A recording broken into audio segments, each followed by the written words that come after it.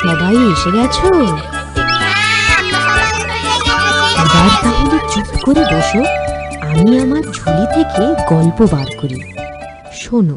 এক গ্রামে বাস করত এক কিপটে বুড়ি।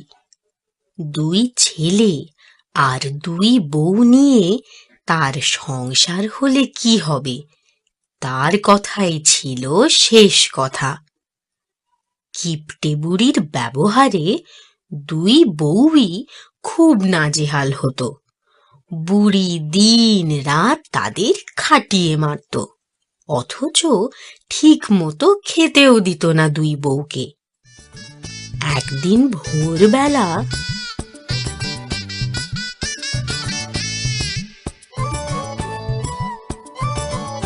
ওরে নেপাল, গোপাল রে, সূর্য যে উঠে গেল, এখনো তোরা উঠলিনি? আর দুই বউয়েরও বলি হারিয়ে যায়। কি ঘুম রে বাবা, একেবারে জম ঘুম ঘুমোচ্ছে। ও নেপাল, নেপাল, গোপাল রে।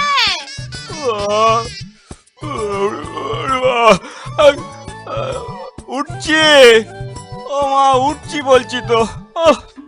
এই সকাল সকাল অত চেঁচাচ্ছ কেন? হ্যাঁ, আমাকে তো তোরা সভ্যতা চেঁচাতেই দেখিস। ওরে চেঁচাই কি আর সাদে? চলো চলো, দৌড় খুলে বাইরে চলো, কি বলে শুনি গে যাই, না হলে ডাকার থামবে না। ওরে গোপাল, তোর তো কোনো সাড়া পাই না। বাবা রে বাবা, কি হলোটা কি হলো বলি? সাত সকালে হাঁক ডাক কিসে শুনি? ডাকছি কি আর সাদে, বলি মাঠে আর কবে লাঙল দিবি? তোমার না সব কিছুতেই তারা। আর বলি আমাদের কি কোনো আক্কেল নেই নাকি? একটু বাদেতে এমনিতেই উঠতুম। বুঝেছি বুঝেছি, এখন তোদের কানে বউদের কথাই মিষ্টি লাগে।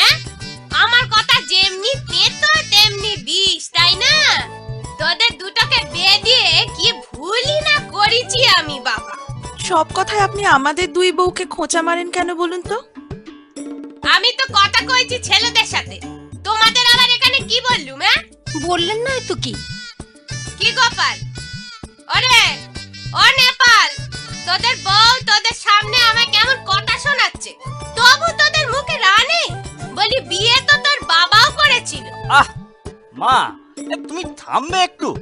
সকাল সকাল রোজ রোজ কি যে শুরু করো না? আরে বয়স হয়েছে, কোথায় ঠাকুরের নাম করবে তা নয়। ও, এখন যত দোষ আমার হয়েছে, তবে দোষী হোক আর গুণী হোক, আমি যতদিন বেঁচে আছি ততদিন আমার কথার মতোই সংসার চলবে, এই বলে দিলুম। যা, তোরা দুজন মাঠে যা হাল চষতে।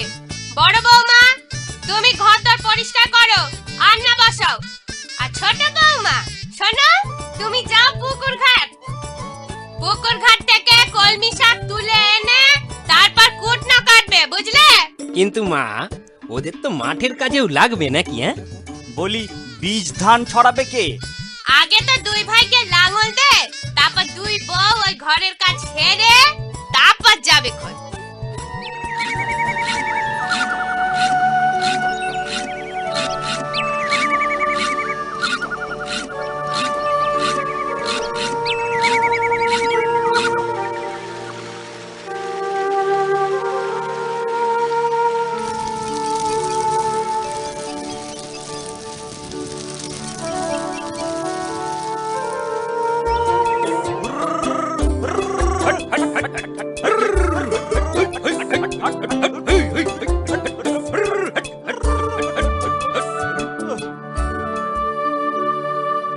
বাবা, ওই বাবা, তো হাঁপ ধরে গেল রে।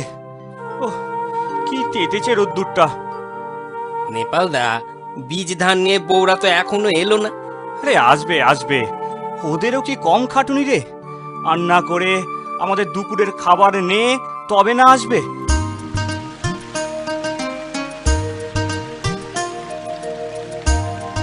এই ছোট, একটু দাঁড়া, এই পুকুর পাড়ে একটু জিরিয়ে নি। এত খাটুনি খেটেও পেট পুরে খেতে পাইনে। ওরা দুই ভাইও তো না খেয়ে রয়েছে। চল চল, আর জিরোতে হবে না। ক্লান্ত শরীর বেশিক্ষণ এই পুকুর ধারে বসলেই চোখ বুজে আসবে। সত্যি গো, আমার যা ঘুম পাচ্ছে না, খিদেও পেয়েছে। কিন্তু স্বামীদের না খাইয়ে ওদের আগে আমরা খাই কি করে? আহারে, পাখিটার খুব খিদে পেয়েছে, বেচারি। আমাদের ভয় পেও না, কাছে এসো। এই নাও, এই নাও, বীজ ধান খাও। তোমার তো ওইটুকু পেট, কতটুকুই বা খাবে? আমরা মাঠে চাষের কাজে যাচ্ছি, স্বামীরা সেখানে চাষের কাজ করছে তো। তেনাদের খাইয়ে যা বাঁচবে দুজনে ভাগ করে খাবো। এই যে এই পুটুলিতে খাবার নিয়ে যাচ্ছি। তোমরা খুব ভালো গো, আজ থেকে আমরা বন্ধু, কি বলো? নিশ্চয়। আজ উঠি গো। ওদিকে আবার দেরি হয়ে যাবে।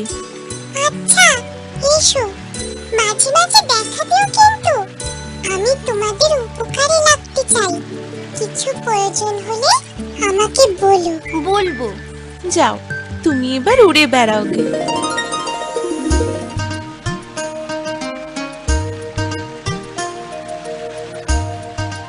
কি হলো বলতো গোপাল, ওদের তো পাত্তাই নেই।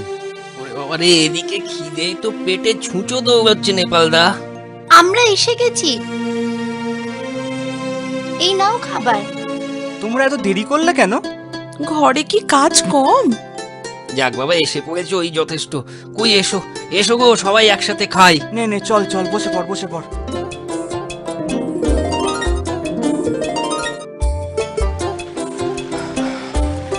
আরে গোপাল, আমরা কি খুব জোরে চলছি নাকি রে? হ্যাঁ, তা চলছি বটে, কিন্তু কেন বলো তো?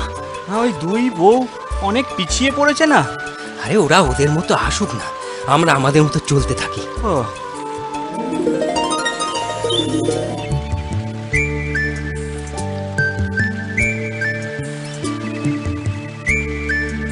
কি গো বন্ধুরা, কেমন আছো গো?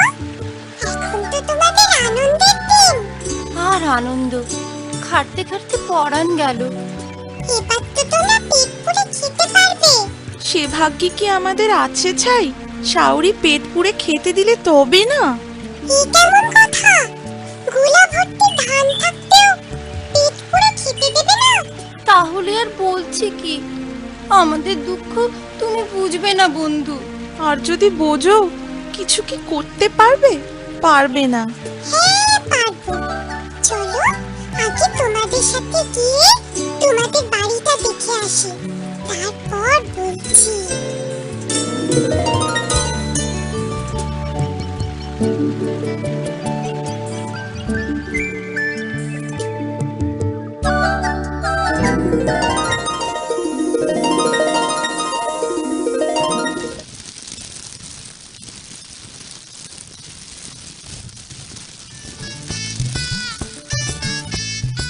তা বৌমা, আজ ক কৌটা চালের ভাত বসাচ্ছে শুনি? আজ ভাবছি একটু বেশি করেই চাল নেব, এখন তো আর চালের অভাব নেই। আর যা খাটুনি খাটলাম, খিদেও পেয়েছে খুব। আমি জানতুম তোমরা এমনই বলবে। কাঁচা বুদ্ধি হলে যা হয় আর কি। বলি অভাব এখন নেই, তা হতে কখন? তা বলে এখনো আগের মতো আধ পেটা খাবো? হ্যাঁ, তাই খাবে। বলি আধ পেটা খেয়ে কি মরে গেছো, নাকি গতটা শুকিয়ে গেছে শুনি? যাই হোক, প্রতিদিন যেমন চাল নিতে তেমনি নেবে। ঠিক আছে, আপনার কথা মতোই কাজ হবে। হ্যাঁ, তাই যেন হয়।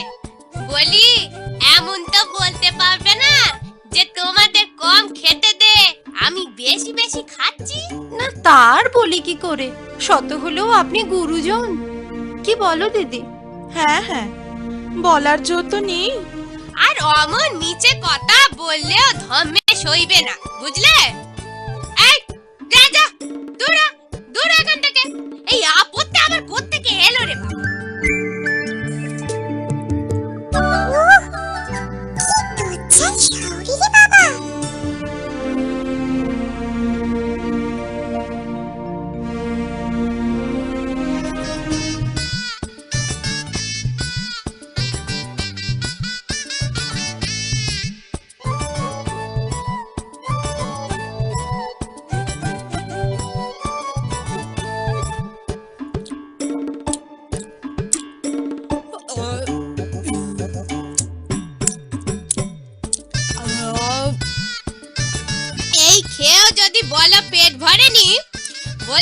ধম্মে সইবে না বৌমা। এই বলে রাখলুম, ধম্মে কিন্তু সইবে না। কি দেখলে তো নিজের চোখে? বিশ্বাস আমার আগে হয়নি তা নয়, তবে এত কিপ্টে তা কিন্তু আমি ভাবিনি। তবে কিপটেমি শুধু আমাদেরই বেলায়। তোমরা যাতে পেট পুরে খেতে পারো একটা উপায় আমার মাথায় এসেছে। কি উপায়? বলো বন্ধু, কি উপায়? দিনের বেলা এই বাঁশবনের আড়ালে একটা উনুন বানিয়ে রাখো, আর একটা মাটির হাঁড়ি। শুকনো কাঠের তো অভাব হবে না এখানে, তা জ্বালিয়ে রান্না করে খেও। সবই তো বুঝলাম বন্ধু, কিন্তু চাল পাবো কোথায়? আর রান্নাঘরের চাল নিতে গিয়ে ধরা পড়লে তো আর রক্ষে নেই। গোলার চাল যে নেব তারও উপায় নেই। শাশুড়ি গোলার মইটা নিজের ঘরে রেখে তবে ঘুমোয়। অত উঁচু গোলায় উঠবো কেমন করে? সে ব্যবস্থাও হবে। আমার কিছু ইঁদুর বন্ধু আছে, ওদের বলবো গোলার ধান মাটি ফুটো করে গর্তের ভিতর দিয়ে এখানে এনে রাখবে ওরা। তারপর ধান ফুটিয়ে খাবো নাকি? ধান খুঁটে খুঁটে আমি চাল বের করে রাখবো। বেশ উপায় বার করেছে তো বন্ধু, বুড়ি টেরও পাবে না। ঘরের পেছন দরজা দিয়ে রাতে এখানে আসতে হবে। দিনে আধপেটা খেলেও। রাতে পেট পুড়ে খেতে পারবো। ধন্যবাদ বন্ধু। ধন্যবাদ।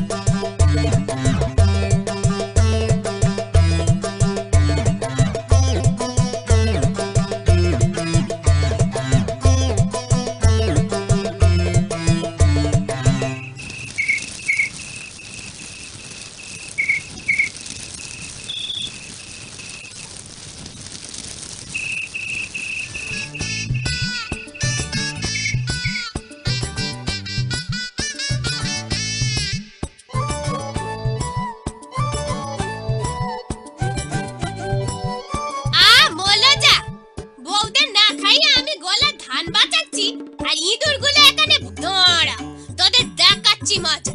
আই নেপাল, গোপাল রে। কি হলো মা, অত চেঁচাচ্ছ কেন? চেঁচাচ্ছি কি আর সাথে?